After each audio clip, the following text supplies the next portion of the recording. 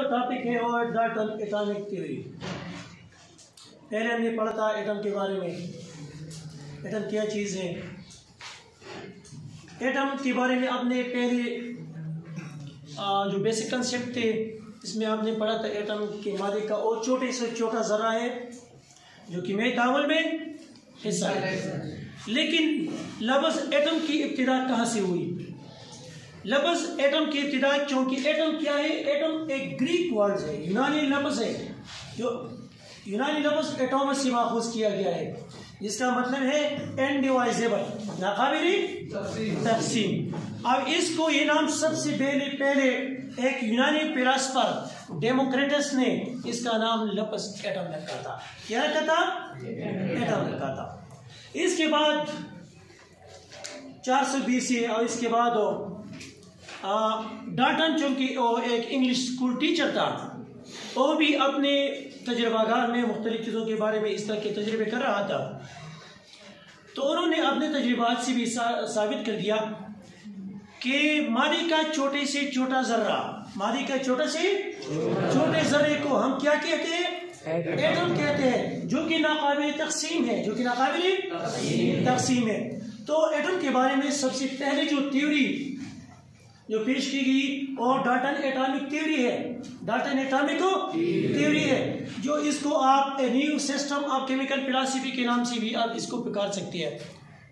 New system of chemical philosophy के नाम से डाल्टन एटॉमिक थ्योरी, जिसको डाल्टन ने 1808 को पेश किया। कब पेश किया इसको? 1808 को पेश किया।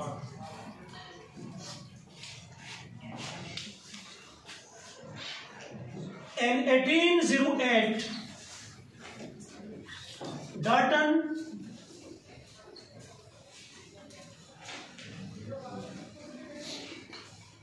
presented his theory about atom। Atom के बारे में उसने अपनी थ्योरी पेश की एटम के बारे में, और एटम के बारे में डाल्टन ने भी कहा कि एटम क्या है? नाकाबिल तक़सीम ज़रा है। मादी का वो छोटे से छोटा ज़रा, smallest particle of matter that can not be divided further, जो कि इसकी मजीद तक़सीम नहीं हो सकती। इसी इनडिवाइजिबल पार्टिकल को डाल्टन ने भी क्या नाम दिया? एटम का नाम दिया। एटम का नाम मेन पॉइंट्स इस डाल्टन एटॉमिक थ्योरी की जो बुनियादी पॉइंट्स हैं, मेन पॉइंट्स कौन कौन से हैं? मेन पॉइंट्स में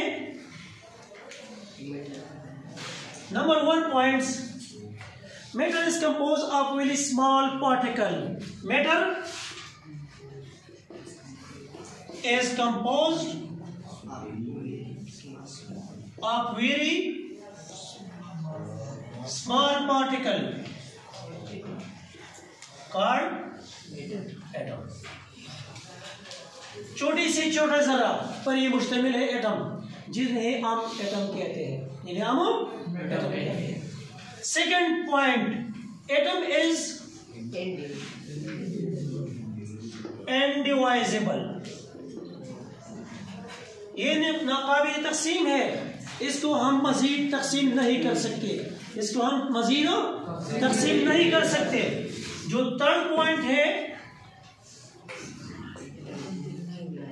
atom can neither be created nor destroyed.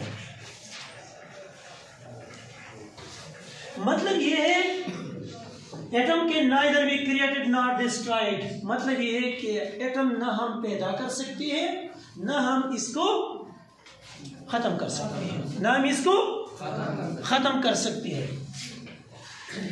जो नेक्स्ट पॉइंट है, atoms of particular elements are identical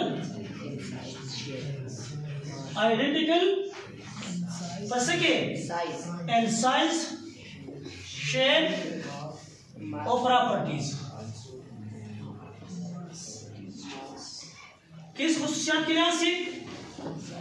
particular atom, particular element मिसाल के तौर पर हाइड्रोजन है या ऑक्सीजन है, तो हाइड्रोजन या ऑक्सीजन के जितने भी एटम्स होंगे इनकी खुसूसियात एक जैसे होंगी, इनकी खुसूसियात एक जैसे होंगे। पार्टिकुलर एलिमेंट, हाइड्रोजन एक एलिमेंट है, इस हाइड्रोजन के एलिमेंट में जितने भी एटम होंगे वो सभी क्या होंगे? साइज के लिहाज से, शेप के लिहाज से वगैरह, इन सब के लिहाज से वो एक जैसे होंगे।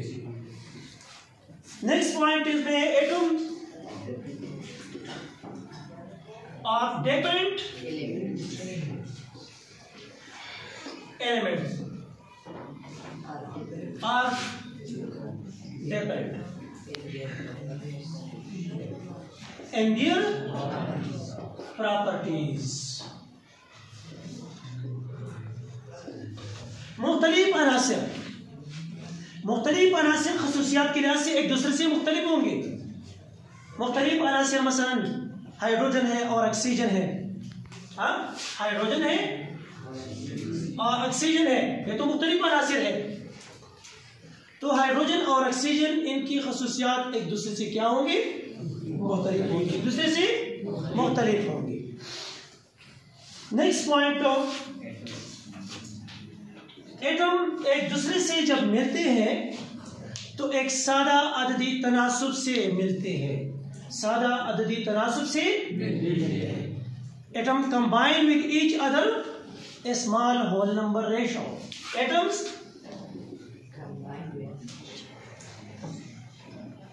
combine each other and small whole number ratio। एटम जब एक दूसरे के साथ मिलते हैं तो एक सादा अददी तनासुब से मिलते हैं, सादा अददी तनासुब से मिलते हैं, mean 1:2:3 small whole number ratio से हम कहते हैं, 1:2:3 हो रहा है। इसी तनासुब से एटम मिलते हैं। जो कीमियाई तामुलात होते हैं, केमिकल रिएक्शन, कीमियाई तामुलात किसी वजह से होते हैं? कीमियाई तामुलात जो होते हैं वो कम्बिनेशन से होते हैं या एटम्स के एक दूसरे से सेपरेशन की वजह से होते हैं। 7 number point, all chemical reaction are due to combination or separation of atoms। कीमियाई तामुलात जो होते हैं एटमों के दरमियान कीमियाई तामुलात करते हैं। इनके कीमियाई तामुलात की वजह क्या होती है? इन कीमियाई तामुलात की वजह ये दो खास होते हैं, या तो एक एटम एक दूसरे से मिलते हैं कम्बिनेशन की वजह से, एक दूसरे के साथ मिलते हैं कम्बिनेशन होती है इनकी, या वो एक दूसरे से अलग हो जाते हैं, या वो एक दूसरे से अलग हो जाते हैं। तो ये क्या थे? ये 7 पॉइंट्स यहाँ के डाल्टन एटॉमिक थ्योरी के बारे में। तो डाल्टन एटॉमिक थ्योरी ने, चूँकि इसमें बहुत ज़्यादा खामियाँ हैं, खामी के लिए बहुत ज़्यादा खामियाँ हैं, लेकिन फिर भी डाल्टन एटॉमिक थ्योरी फिर भी थ्योरी है।